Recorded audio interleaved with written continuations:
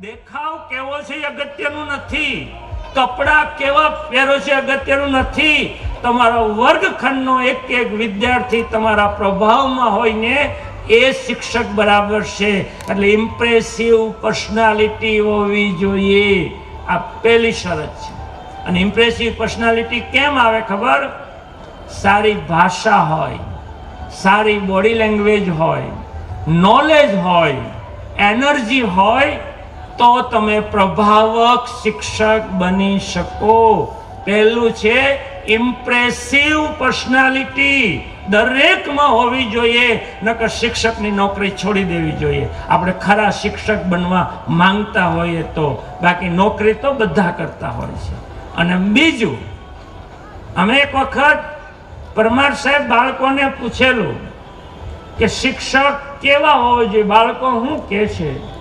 તો બાળકોએ કીધું, જો હું શિક્ષક હોઉં તો પરીક્ષા જ ન લઉં. પણ બાળકોએ બીજી લાઈન કીધી કે હું શિક્ષક હોઉં ને તો તૈયારી કરીને જ વર્ગખંડમાં આવું. મેં એટલે કીધું કે તમે કેટલા વર્ષથી એક સબ્જેક્ટ ભણાવો છો એ અગત્યનું છે જ નહીં, તમે વર્ગખંડમાં એ સબ્જેક્ટ કેટલા દિલથી ભણાવો છો ને એ અગત્યનું છે.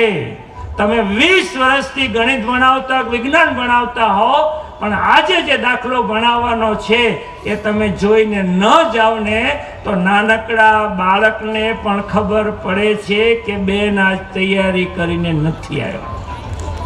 તમે બાળકના મનને ક્યારે વાંચી નથી શકતા. પ્રિપરેશન બહુ અગત્યની છે.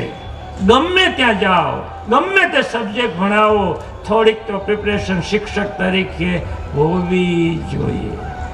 ત્રીજું પંચામૃત છે અને મફતનું છે, મહેનત વગરનું છે. શિક્ષક હંમેશા સ્માઇલિંગ ફેસ વાળો જોવો જોઈએ. તમારી સામું જુએ ને બાળક, તો બાળક હસતું હોય તો સમજવાનું કે મારો ફેસ સ્માઇલિંગ છે, આ તમારો અરીસો છે.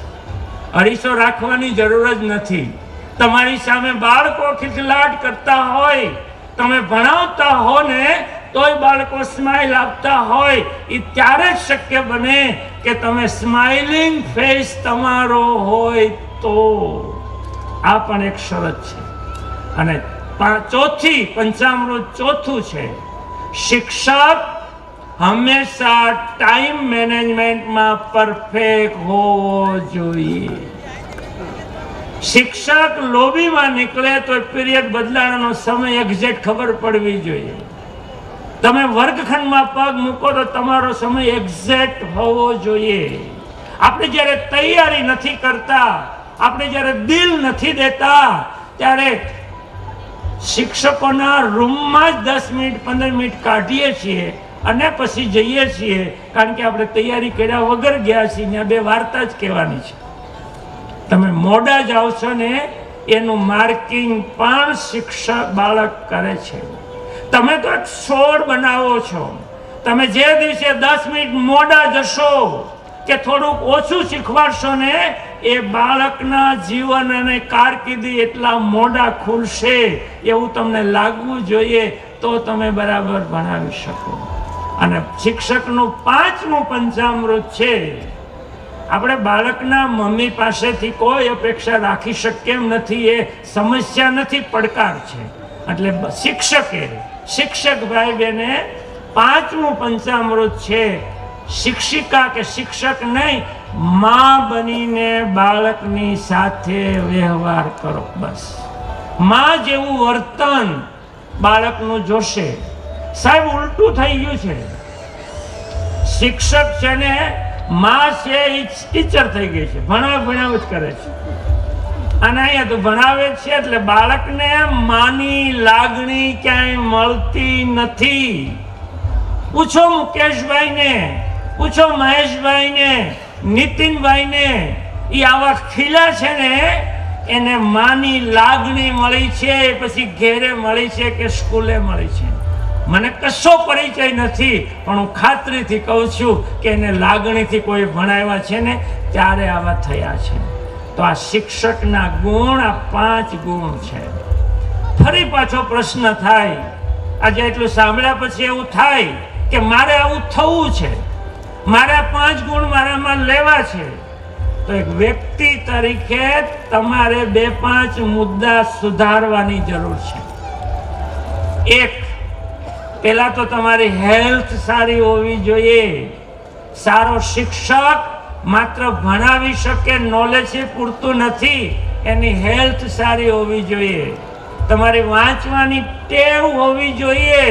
આ વાંચે છે ને મુકેશભાઈ, ત્યારે આ વેબ સિરીઝ લખી શકાય છે. વાંચનની ટેવ હોવી જોઈએ. અને શિક્ષક હંમેશા વૈજ્ઞાનિક અભિગમ વાળો હોવો જોઈએ. અને એ આપણે બાળકને બહુ મોટું નુકસાન કરી રહ્યા છે.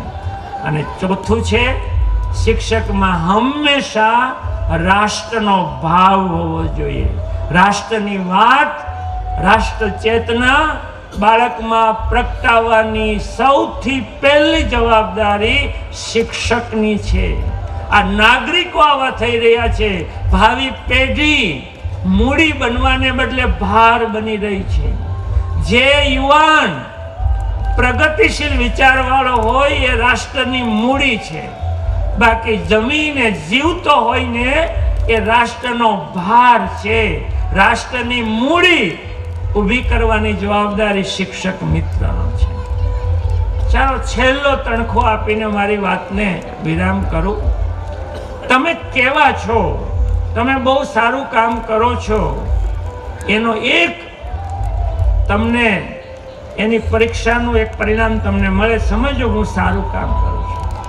જે દિવસે શિક્ષક તરીકે તમે ભણાવો છો, તમારા કામની સ્ટાઇલ છે, તમારે બોલવાની સ્ટાઇલ છે, આ તો તમારા કામની કોઈ નકલ કરવા મળે ને ત્યારે એવું માનજો કે હું શ્રેષ્ઠ શિક્ષક બનવા તરફ જઈ રહ્યો છું. જે આખી અમારી ટીમ છે એનું કોર્ડિનેશન કરું છું. એટલે મેં કીધું હાર્ટ તો લગભગ ટ્રાન્સપ્લાન્ટ થાય છે વિદેશમાં. ત્યારે એને કીધું કે સાહેબ, અત્યારે કોઈ હાર્ટ બદલવાનું થયું હોય તો લાખો રૂપિયાનો ખર્ચ થાય ને, 1-8 કરોડનો, ત્યારે હાર્ટ ટ્રાન્સપ્લાન્ટ થઈને માણસ ઘેરે આવે. અમને બહુ મોટા દાતાએ એટલા બધા પૈસા આપ્યા છે કે તમે એવું હાર્ટ બનાવો, એવું સસ્તું કરો કે 20-25 હજારમાં માણસને જરૂર પડે તો હાર્ટ બદલાઈ જાય. આવી શોધ ચાલી રહી છે. આ ભારતમાં બધું થયું છે. અને એમાં કોઈને કોઈ જગ્યાએ શિક્ષક કે બાળકને કંઈ ઘડતર કર્યો હશે. હમણાં 1-2 દિવસ પહેલા શનિવારે સુરતમાં એક સમૂહ લગ્નમાં એક યુવાનનું સન્માન કર્યું. અભિજીત સતાણી, અમદાવાદનો યુવાન છે. આર્ટિફિશિયલ અત્યારે ઇન્ટેલિજન્સનો સમય છે અને એ આઈમાં એણે અત્યાર સુધીમાં 30 જેટલી પેટર્ન મેળવી છે અને એટલી બધી શોધો કરી છે. મગજમાં ચિપ્સ બેસાડી શકાશે અને એ કદાચ લાઇટની સાથે કનેક્ટ કરે તો મનમાં વિચાર કરે કે લાઇટ બંધ થઈ જાય તો મનથી લાઇટ બંધ થઈ જશે. એટલી શોધ કરી છે. અને એક તો એની પેટર્ન અત્યારે પ્રેક્ટિકલમાં છે કે કોઈનો હાથ ન હોય અને આર્ટિફિશિયલ હાથ લગાડ્યો હોય, એની સાથે ચિપ્સ એને બાંધી હોય આગળ, તો એ ગરમ પાણીમાં હાથ, રબરનો હાથ બોલે ને તોય મગજને ખબર પડે કે આ ગરમ છે. આટલી શોધ કરનાર પણ એક વિદ્યાર્થી છે. પણ આ વિદ્યાર્થી માત્ર 12 ધોરણ ભણેલો છે. અને એવું થયું કે હું મારો ભણવામાં સમય કાઢીશ, તમારે જે કરવું છે નહીં થાય. એટલે ઘેરે એન્જિનિયરિંગના અને મેડિકલના પુસ્તક વાંચીને પછી તો વિદેશમાંથી PhD પણ થઈ ગયો અને આજે શોધ કરી રહ્યો છે. આ દુનિયા આ બદલાઈ રહી છે. ત્યારે આવું સરસ કાર્યક્રમ હોય ત્યારે 2-5 મહાનુભાવોએ આ શિક્ષણ એટલે શું ખરેખર યાદ રાખજો ને આ સન્માન પછી, કે માત્ર પરીક્ષાનું ભણાવવું એ શિક્ષણ નથી. આ સતત આપણને યાદ રહેવું જોઈએ.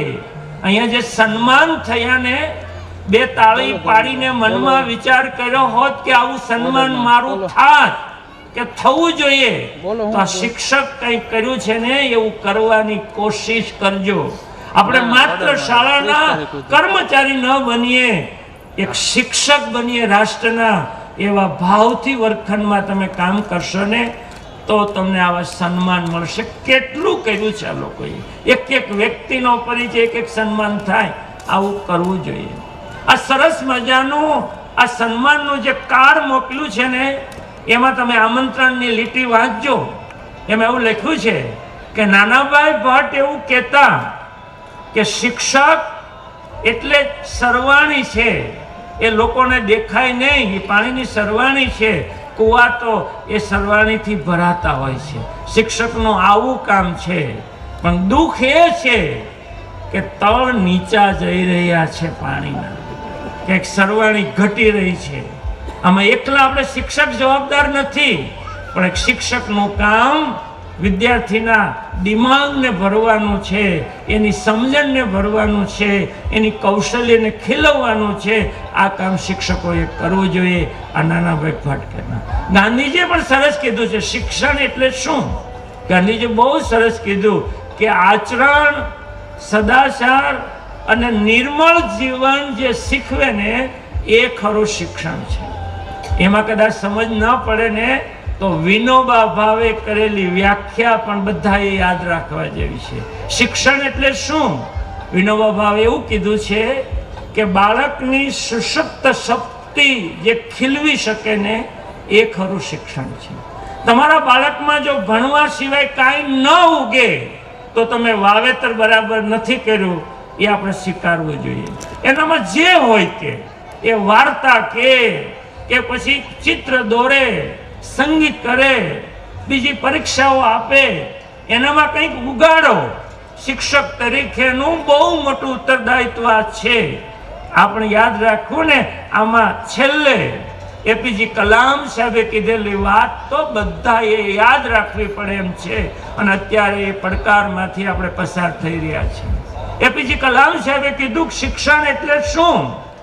બહુ સરસ વાત કરી કે સમયની સાથે બદલાઈ શકે અને ટકી શકે એવું સક્ષમ બનાવવાને એ ખરું શિક્ષણ છે. આપણું બાળક આ પડકારોની સામે ટકી શકવું જોઈએ, ઊભી થયેલી સમસ્યાની સાથે ટકી શકવું જોઈએ, સમયની સાથે બદલાઈ શકવું જોઈએ. આવું શિક્ષણ હોવું જોઈએ. અને ખરેખર સારસ્વત મિત્રો છે, મારે તમને એક નાનકડી સમસ્યા અને પડકાર આ બે વચ્ચેનો ભેદ સમજાવવાનો છે.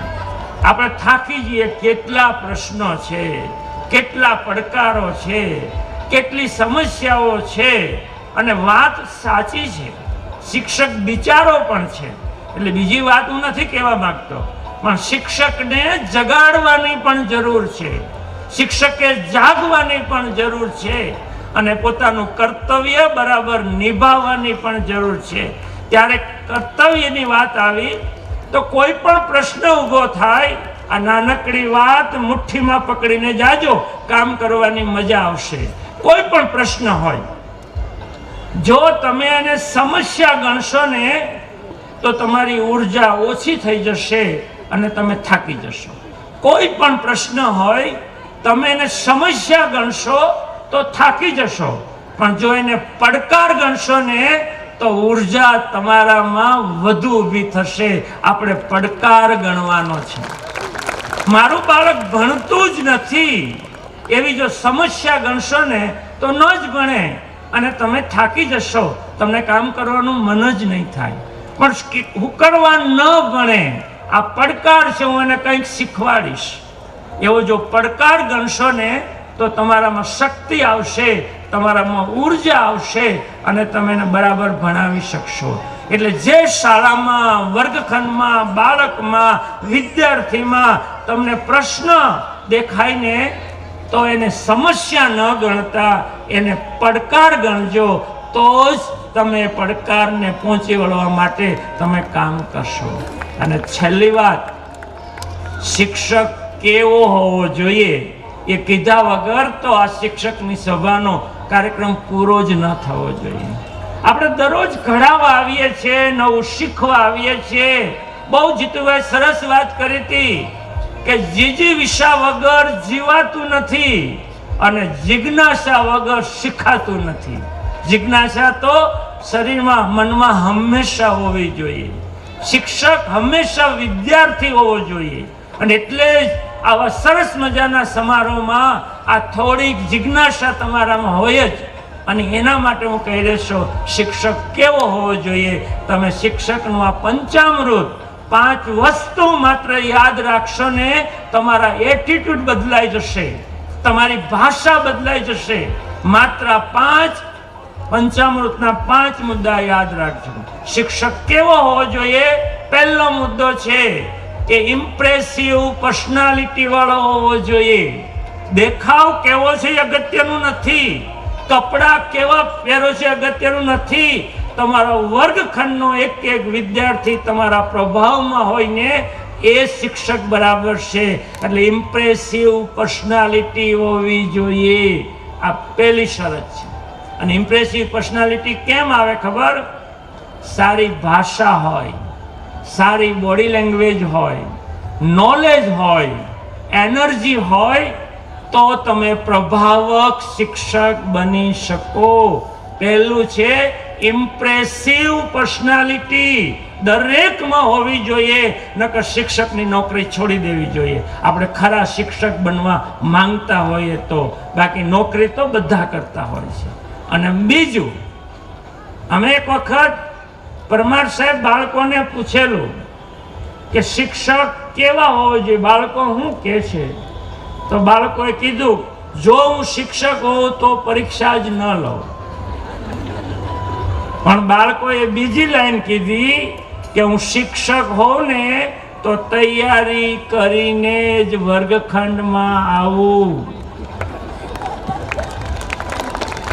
મેં એટલે કીધું કે તમે કેટલા વર્ષથી એક સબ્જેક્ટ ભણાવો છો એ અગત્યનું છે જ નહીં. તમે વર્ગખંડમાં એ સબ્જેક્ટ કેટલા દિલથી ભણાવો છો ને, એ અગત્યનું છે. તમે 20 વર્ષથી ગણિત ભણાવતા, વિજ્ઞાન ભણાવતા હો, પણ આજે જે દાખલો ભણાવવાનો છે એ તમે જોઈને ન જાઓ ને, તો નાનકડા બાળકને પણ ખબર પડે છે કે બેન આજ તૈયારી કરીને નથી આવ્યો. તમે બાળકના મનને ક્યારે વાંચી નથી શકતા. પ્રિપરેશન બહુ અગત્યની છે. ગમે ત્યાં જાઓ, ગમે તે સબ્જેક્ટ ભણાવો, થોડીક તો પ્રિપરેશન શિક્ષક તરીકે હોવી જોઈએ. ત્રીજું પંચામૃત છે અને મફતનું છે, મહેનત વગરનું છે. શિક્ષક હંમેશા સ્માઇલિંગ ફેસ વાળો જ હોવો જોઈએ. તમારી સામું જુએ ને બાળક, તો બાળક હસતું હોય તો સમજવાનું કે મારો ફેસ સ્માઇલિંગ છે, આ તમારો અરીસો છે. અરીસો રાખવાની જરૂર જ નથી.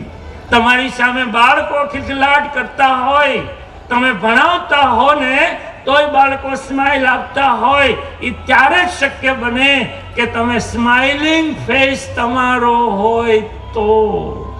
આ પણ એક શરત છે.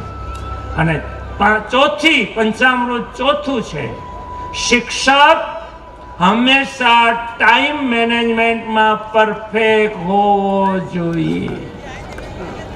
શિક્ષક લોબીમાં નીકળે તો પીરિયડ બદલાવાનો સમય એક્ઝેક્ટ ખબર પડવી જોઈએ.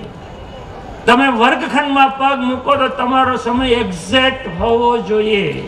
આપણે જ્યારે તૈયારી નથી કરતા, આપણે જ્યારે દિલ નથી દેતા, ત્યારે શિક્ષકોના રૂમમાં જ 10 મિનિટ 15 મિનિટ કાઢીએ છીએ અને પછી જઈએ છીએ, કારણ કે આપણે તૈયારી કર્યા વગર ગયા છીએ. ત્યાં 2 વાર્તા જ કહેવાની છે. તમે મોડા જાઓ છો ને એનું માર્કિંગ પણ શિક્ષક બાળક કરે છે. તમે તો એક છોડ બનાવો છો. તમે જે દિવસે 10 મિનિટ મોડા જશો કે થોડુંક ઓછું શીખવાડશો ને, એ બાળકના જીવન અને કારકિર્દી એટલા મોડા ખુલશે એવું તમને લાગવું જોઈએ, તો તમે બરાબર ભણાવી શકો. અને શિક્ષકનું 5મું પંચામૃત છે, આપણે બાળકના મમ્મી પાસેથી કોઈ અપેક્ષા રાખી શકીએ એમ નથી. એ સમસ્યા નથી, પડકાર છે.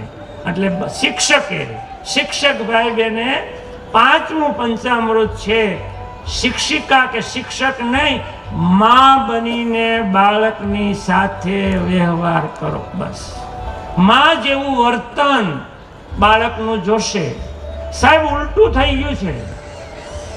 શિક્ષક છે ને માં છે એ ટીચર થઈ ગઈ છે, ભણાવ જ કરે છે. અને અહીંયા તો ભણાવે છે એટલે બાળકને માની લાગણી ક્યાંય મળતી નથી. પૂછો મુકેશભાઈને, પૂછો મહેશભાઈને, નીતિનભાઈને, એ આવા ખીલા છે ને એને માની લાગણી મળી છે, પછી ઘેરે મળી છે કે સ્કૂલે મળી છે. મને કશો પરિચય નથી, પણ હું ખાતરીથી કહું છું કે એને લાગણીથી કોઈ ભણાવ્યા છે ને ત્યારે આવા થયા છે. તો આ શિક્ષકના ગુણ, આ 5 ગુણ છે. ફરી પાછો પ્રશ્ન થાય, આજે એટલું સાંભળ્યા પછી એવું થાય કે મારે આવું થવું છે, મારે 5 ગુણ મારામાં લેવા છે.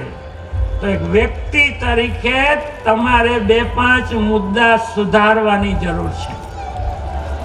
એક, પહેલા તો તમારી હેલ્થ સારી હોવી જોઈએ. સારો શિક્ષક માત્ર ભણાવી શકે, નોલેજ પૂરતું નથી, એની હેલ્થ સારી હોવી જોઈએ. તમારી વાંચવાની ટેવ હોવી જોઈએ. આ વાંચે છે ને મુકેશભાઈ ત્યારે આ વેબ સિરીઝ લખી શકાય છે.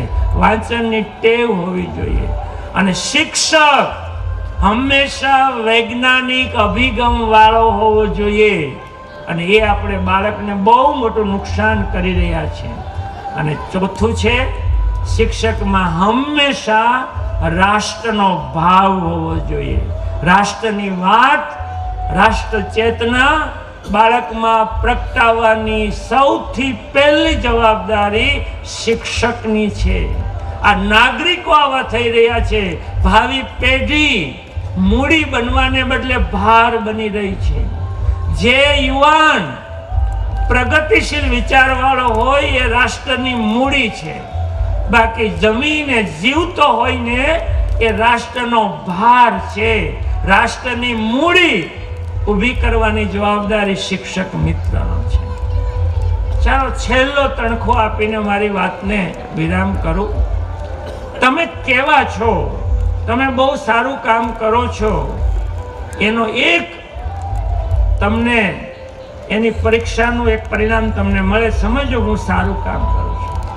જે દિવસે શિક્ષક તરીકે તમે ભણાવો છો, તમારા કામની સ્ટાઇલ છે, તમારે બોલવાની સ્ટાઇલ છે, આ તો તમારા કામની કોઈ નકલ કરવા મળે ને ત્યારે એવું માનજો કે હું શ્રેષ્ઠ શિક્ષક બનવા તરફ જઈ રહ્યો છું. Thank you very much. ખૂબ ખૂબ આભાર. કર્યું અને પછી પેશ કર્યું એક હુર દ્વારા. હૃદયની વાત આવી ત્યાં ફરિસ્તાઓ બોલ્યા દુબારા. જેને સાંભળવાનું મન થાય હાલતી ચાલતી યુનિવર્સિટી એટલે કાનજીભાઈ વાલાળા, આપનો હૃદયપૂર્વક આભાર. બાકી હું એમ પાળિયાદ પાસે નોકરી કરતો હતો, 7મું ધોરણ ભણાવતો હતો. એક બાળકને મેં કીધું ઇલેક્ટ્રિસિટીનો ઉચ્ચાર બોલતી, બાળક ઇલેક્ટ્રિસિટી જ બોલે.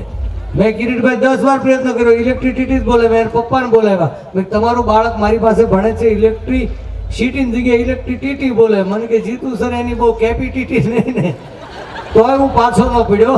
મેં કીધું એના પપ્પાને બોલાવો, દાદાને બોલાવ્યા, દીકરાને.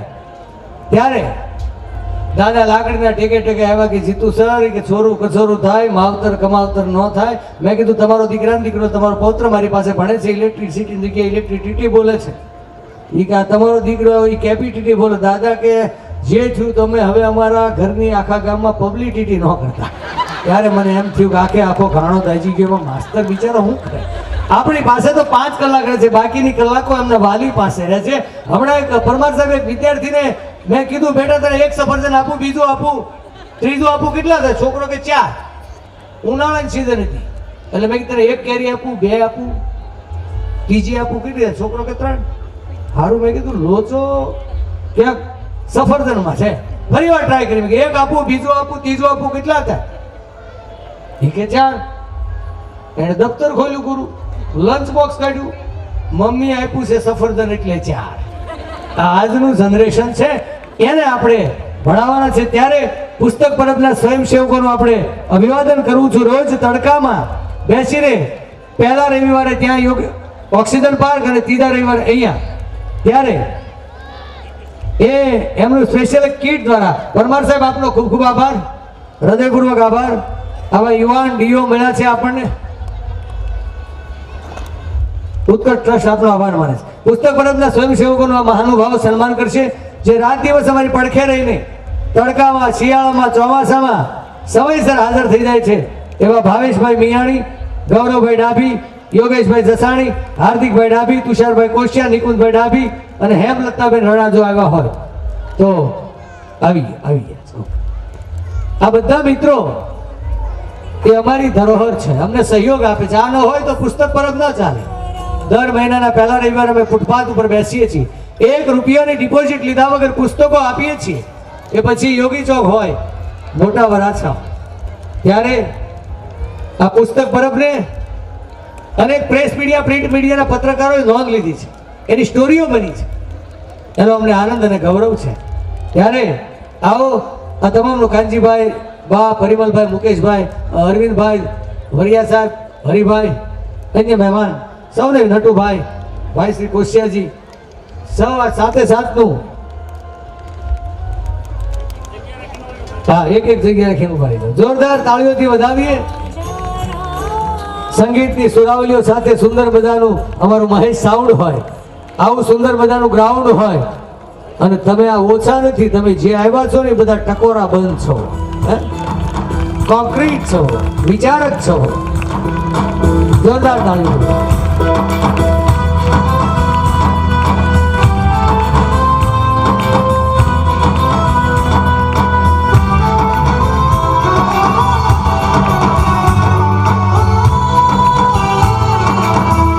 તમામનું અભિવાદન કરતા અમે હર્ષ અને ગૌરવની લાગણી અનુભવીએ છીએ. જ્યાં સુધી આવા સેવાના સારથી ન હોય, તમે આવું કાર્ય ન કરી શકો. આ એટલો કાર્યક્રમ કરવા માટે રાત દિવસની મહેનત કરી હોય છે, નાની નાની બાબતનો ખ્યાલ રાખ્યો હોય છે. ખૂબ ખૂબ આભાર. ફરી એકવાર તાળીઓથી વધારે થેન્ક યુ. અમારો ભાવનગરનો કવિ આમ હરદ્વાર ગોસ્વામી લખે, કાનજીભાઈ, કે આપણું આખા વર્ષનું ભણતરનું સરવૈયું હું કે જુઓ, દરિયા જેટલો અભ્યાસક્રમ હોય એમાંથી સર નદી જેટલું ઇમ્પોર્ટન્ટ કાઢી આપે, એમાંથી ડોલ જેટલું પૂછાય, આપણને ડબલા જેટલું આવડે, અને પછી ટીપા જેટલા માર્ક આવે એટલે બાપા બગડે. આ આજનું શિક્ષણ હરદ્વાર ગોસ્વામી લખે. અમારો આવો કાર્યક્રમને આગળ વધારીએ ઝડપથી. કાર્યક્રમના અંત તરફ આપણે જઈએ છીએ. આવો અમારા મજબૂત અડીખમ અમે અહીંયા કાંચીભાઈ ફાર્મ હાઉસ ઉપર આવ્યા મળવા માટે. મુકેશભાઈ તો ઓફિસ, મેં કીધું મુકેશભાઈ ધામીલિયા ફાર્મ હાઉસમાં તારીખ લગાવી કે કોણ મુકેશભાઈ ધામીલિયા? મેં કીધું મુકેશભાઈ રોડ કોન્ટ્રાક્ટ, હા એ ખરા, એ ધામીલિયાથી નથી ઓળખાતા.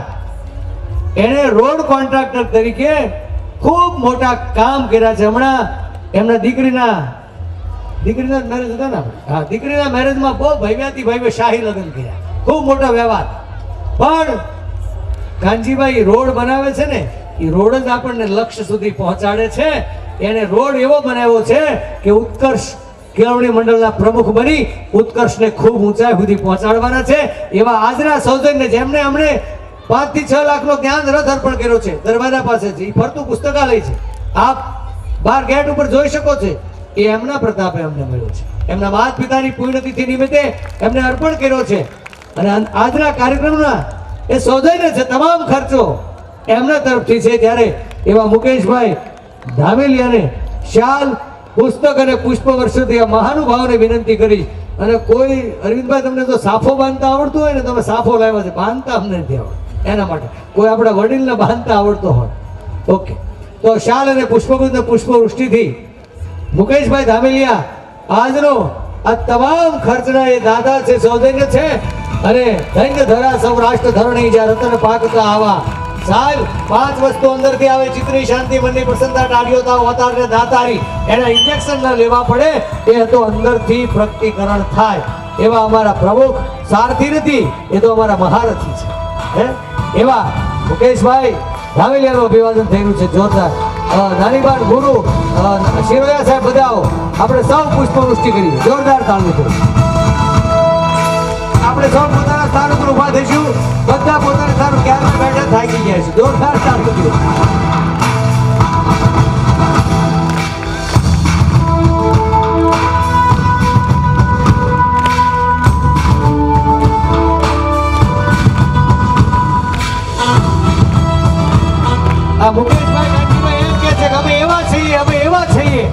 આમાં માછલી માગો તો અમે દરિયો થઈએ. એ હીરા ધામેલિયા પરિવાર છે. માછલી માગો તો અમે તો દરિયો આપી દઈએ. તમે આવું એક સરસ મજાનું કામ કરતા હો.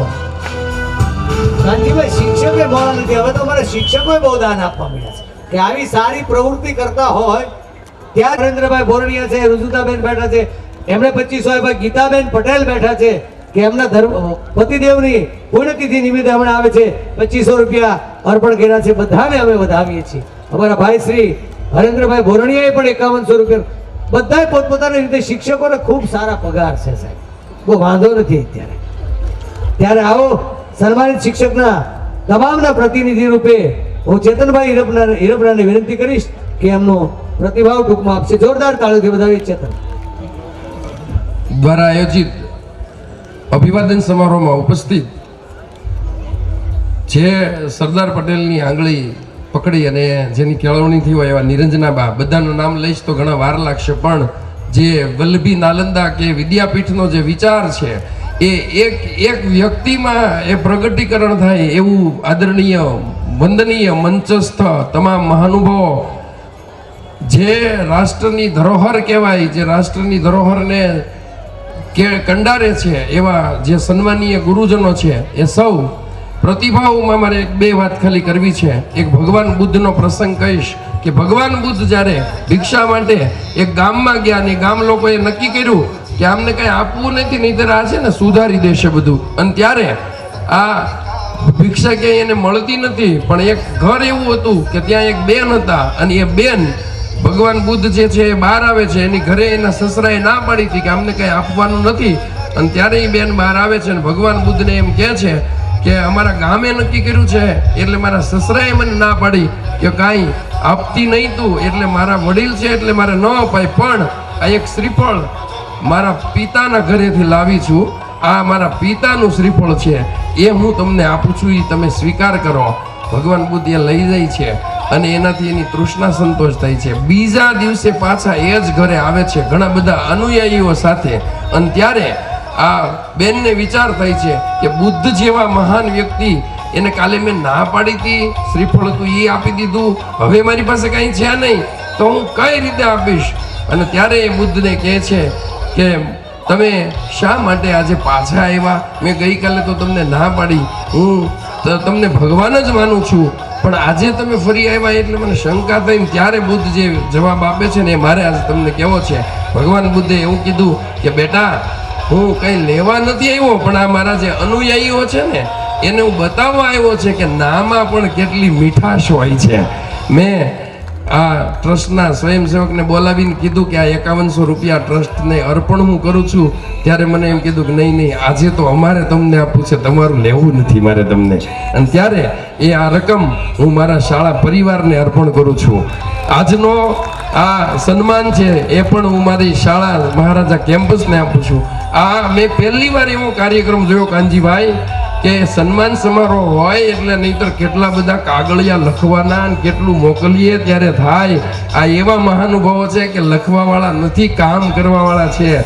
શોધીને લઈ જાય. આ 2-3 ગુરુજીઓ એવા હતા કે અહીંયા આવીને મને પૂછ્યું કે આમાં રાઘવજીભાઈ ડાભી કોણ છે, એને મળવાનું છે, એમનો ફોન આવ્યો હતો. તો આવું ટ્રસ્ટ, અરે આ વખાણની વાત નથી, પણ પુસ્તક લેવા માટે લાઇબ્રેરીમાં જઈએ ને તો કેટલા ફોર્મ ભરીએ ત્યારે પુસ્તક મળે. આ એ ટ્રસ્ટ છે કે પહેલા રવિવારે મૂન ગાર્ડન પાસે પુસ્તકની એક સરસ મજાના ફૂટપાથ ઉપર હોય પુસ્તકો, કાંઈ લખાણ બુહાણ નહીં, તમે લઈ જાઓ, વિશ્વાસ મૂકે તમે પાછા આપી જ દેશો. આવું ટ્રસ્ટ આવું અભિવાદન કરે છે ત્યારે સૌને હું ખૂબ ખૂબ અભિનંદન આપું છું. અને મારે આપને કહેવું જોઈએ કે કઠોપનિષદની અંદર લખેલું હતું, નચિકેતા જે છે, યમ જે છે એની પાસે જઈને આવે, આવી તૈયારી કરાવનાર ગુરુઓજી છે. ત્યારે મનુસ્મૃતિની અંદર એક કીધું છે, એના બીજા પ્રકરણમાં 121મો શ્લોક છે, અભિવાદન શીલસ્ય નિત્ય વૃત્તો પસેવેદ ચત્વારી દશ્ય વર્ધંતી આયુર્વિદ્યા યશોબલમ. અભિવાદન છે ને એ કરે ને એટલે એ જે સંસ્થા હોય કે વ્યક્તિ હોય ને એના પુણ્યમાં જ વધારો થાય છે. આ મનુસ્મૃતિની અંદર કીધું છે. ત્યારે આ ટ્રસ્ટનો ખૂબ ખૂબ આભાર વ્યક્ત કરીએ છીએ અને ફરી કે કોઈ પણ પ્રકારના કાગળિયા વગર કર્મને જ સિદ્ધાંત માની અને જ્યારે જ્યારે આવું કામ થતું હોય છે ત્યારે ચોક્કસ એક નવું ભારત છે એ આપણે જોઈ શકતા હોય એવું લાગે છે. આપણે હજી નિરંજનાબાને સાંભળવાના છે એટલે વધારે સમય નહીં લેતા ફરી તમામ ગુરુજનો વતી હું ખૂબ ખૂબ આભાર વ્યક્ત કરું છું. અસ્તુ ભારત માતા કી જય. ખૂબ ખૂબ આભાર ચેતનભાઈ. અને આજના સવારના અધ્યક્ષ આટલી ઉંમર છે, મેં કીધું ત્યાં આપું માઇક, નહીં કે હું અહીંયા જ આવી. જોરદાર તાળી. પેલા મહાનુભાવો અને ખાસ તો મારા સ્વજન જેવા શિક્ષકો, કેમ કે તમે બધા અમે જેમ શિક્ષકો હતા એમ તમે ખપી ગયેલા એવા માનવંતા શિક્ષકો કે જેમણે આજે બહુ સરસ કામ કરવાનું આજે સમારોહ આપ્યો છે, તમને ધન્યવાદ આપવાનો. એ બધા માટે મને આ સમારોહમાં ભાગ લેવા માટે, અધ્યક્ષ તો થવાનું કોઈ લાયકાત નથી, કેમ કે સાવ ખૂણામાં બેસીને કામ કરવાની મને ટેવ પડી ગઈ છે, એટલે થાવ તો નહીં અધ્યક્ષ, પણ મને રાઘવજીભાઈ બોલાવવા આવ્યા. અને આ બધું સૌરાષ્ટ્રના મિત્ર મંડળ મારું જે સુરતમાં વસ્યું છે એ બધાનો પાછો આગ્રહ, એટલે તમારી પાસે આવીશું. પણ આ સમારોહમાં મને ભાગ લેવાનું જે સદભાગ્ય સાંપડ્યું છે એને માટે હું આ મહાનુભાવોનો ખૂબ ખૂબ આભાર માનું છું.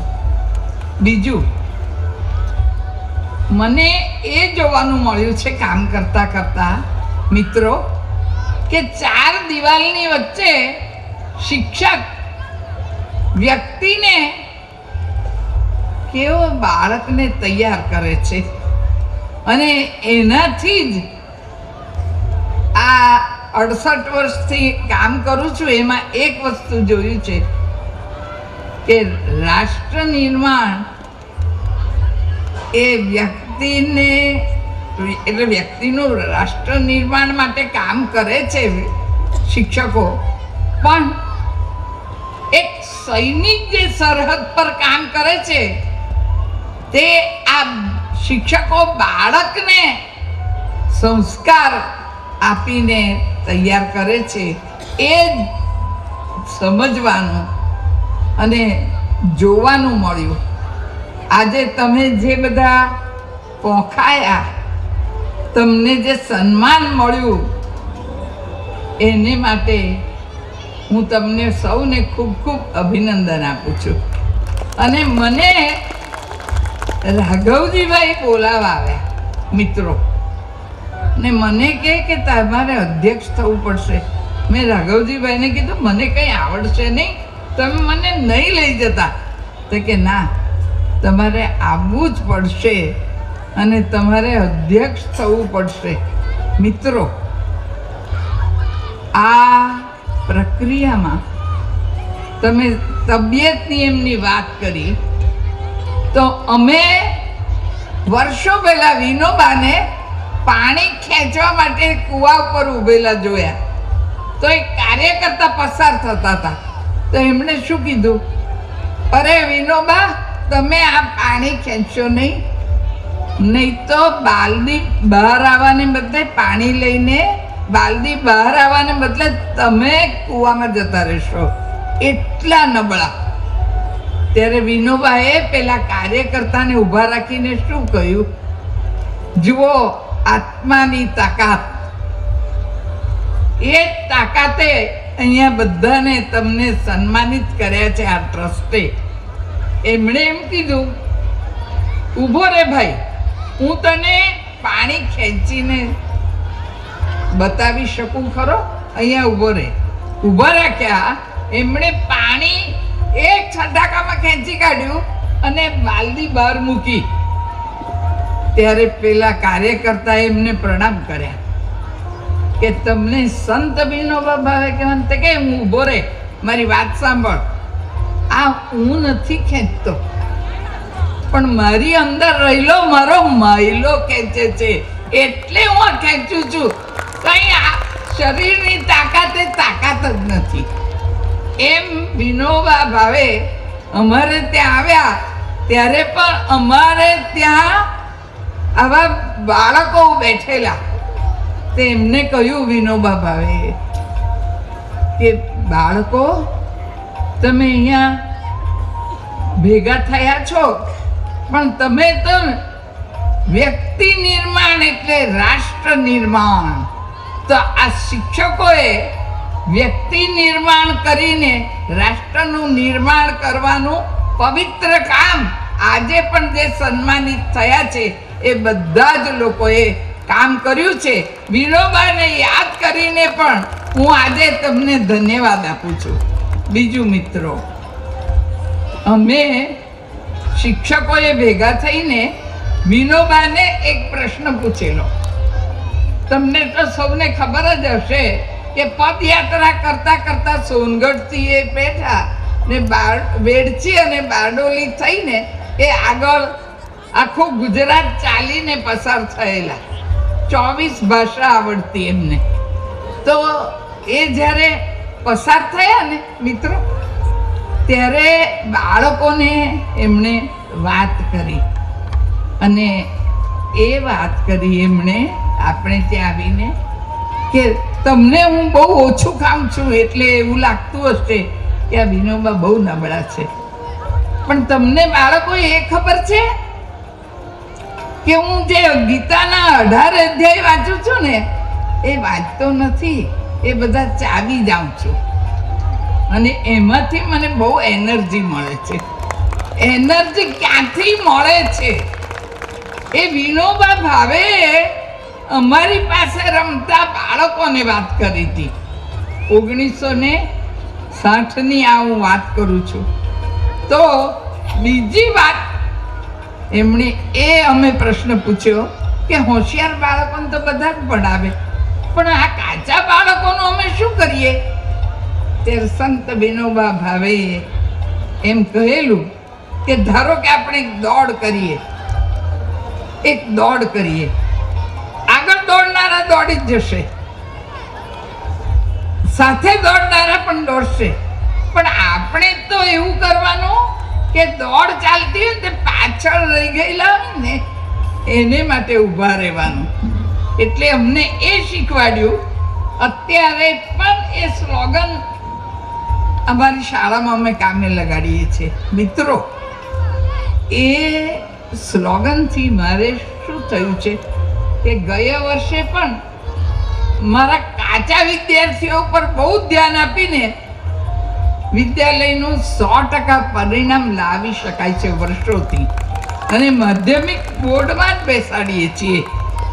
પણ આ દીકરીઓ જે આવે છે, અમારા રાઘવજીભાઈએ અને કેટલાક મારા સ્વજનોએ તો વિદ્યાલય જોયું છે, પણ અત્યારે પણ દીકરીઓ એવી આવે છે કે જે હજી ટ્રેન કેવી ચાલે છે એને ખબર નથી, એને સમુદ્ર નથી જોયો. અને હું એક દીકરીને ઘેર બાલી સંપર્ક કરવા ગઈ ને મિત્રો, તો આપણા સમાજમાં કોઈ ખૂણામાં આવા બાળકો પડ્યા છે અને આપણું સૌરાષ્ટ્ર એ બાબતમાં બહુ સરસ કામ કરે છે. તો એ ખૂણામાં બેઠેલી એક દીકરીને ઘેર ગઈ ને મેં એને કીધું, સુંદર, મને જરાક કંઈક ખવડાવ, આજે તો બહુ ભૂખ લાગી છે. એનું મોઢું થોડું ઉતરી ગયું, પણ એણે કીધું, કંઈ નહીં બેન, મારે ઘરે અનાજ તો નથી, પણ હું તમને કંઈક ખવડાવવા પ્રયત્ન કરું. મેં ના પાડી, કેમ કે હું તો અચાનક ગઈ હતી, નહીં તો એને ઘેર જાઉં ને તો કીટ લઈને જ જાઉં અનાજની. સાંભળજો મિત્રો, આપણે તો એવા બધા પરિવારોમાં રહીએ છીએ, પણ મેં એવો વિચાર કર્યો કે આવા જે ખૂણો રહી જાય છે ભણ્યા વગરનો, અને ત્યાગ મૂર્તિ પિતાજી મારા ઉત્તમચંદભાઈ શાહ અને સંતોષબેન શાહ, એમની પાસે ત્યાગ કેમ કરાય એ તો આવડે નહીં, પણ એ લોકોએ કેવો ત્યાગ કર્યો છે એ જોયું. તો સુંદરે મને શું કહ્યું, દીકરીને ત્યાં એક કંદ જંગલમાંથી ખોદી લાવું, પછી એનું પાણી બાફીને કાઢું ને પછી ખાઉં મીઠું નાખીને, તો મને ઊંઘ આવી જશે ને મારું પેટ ભરાશે. મેં તો મૂર્ખ છે, આવી ભૂખી અને આવા કંદ ખાય? તો એવો પણ કંદ નહીં ખાવાનો.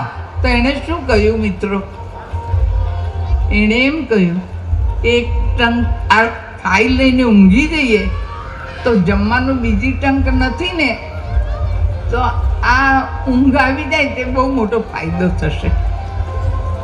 હું કેવા સમારોહમાં તમારી પાસે આવી છું, હું કેવું બધું કામ કરું છું તેની વાત કરી, પણ આજે અભિનંદન સમારોહ મને પરમ સંતોષ થયો કે મારા જ સ્વજનો, જે શિક્ષકનું અમે કામ કરીએ છીએ શિક્ષણનું, તે જ બધા આજે પોંખાયા. એટલે મને થયું કે મારું આવું બહુ જ સાર્થક થયું. ભલે રાઘવજીભાઈ મને સમજાવીને લાવ્યા, પણ તમારા બધાનો માન સન્માન સમારોહ એ મને પરમ સંતોષ આપી ગયો અને ખૂબ આનંદ આપી ગયો. તમે બધા આવું સરસ કામ કરો છો એ બદલ ખૂબ ખૂબ ધન્યવાદ. અને મને બોલાવી અને મને આ અહોભાગ્ય મળ્યું એનો પણ હું તમને ખૂબ ખૂબ ધન્યવાદ આપું છું. નમસ્તે અને પ્રણામ. રાજકારણમાં હોય છે કાવા દાવા, દરિયામાં હોય છે લાવા, ગોવાળિયા બજાવે પાવા, પણ બાપ બા હોય તો આવા. એવા નિરંજનાબાનો હૃદયપૂર્વક આભાર. કાર્યક્રમના અંત તરફ જઈએ છીએ. આભાર વિધિ માટે હું ટ્રસ્ટી શ્રી સંજયભાઈ કાતરોડિયાને વિનંતી કરીશ કે આભાર દર્શન ભાર વહન કરશે અને ત્યારબાદ રાષ્ટ્રગીતનું ગાન ગાઈ આપણે સૌ ભેળા વાળું કરીશું. શ્રી સંજયભાઈ કાતરોડિયા. સૌને નમસ્કાર. ઉત્કર્ષ કેળવણી ટ્રસ્ટનો આ સન્માન કાર્યક્રમ બીજો આજે સુરતના આ આંગણે થયો. અમારા આ ટ્રસ્ટના નિમંત્રણને માન આપી અને દૂર દૂરથી જે મહાનુભાવો ઉપસ્થિત થયા એ આ મંચ ઉપર ઉપસ્થિત કાનજીભાઈ, મુરબ્બીશ્રી, નિરંજનાબા,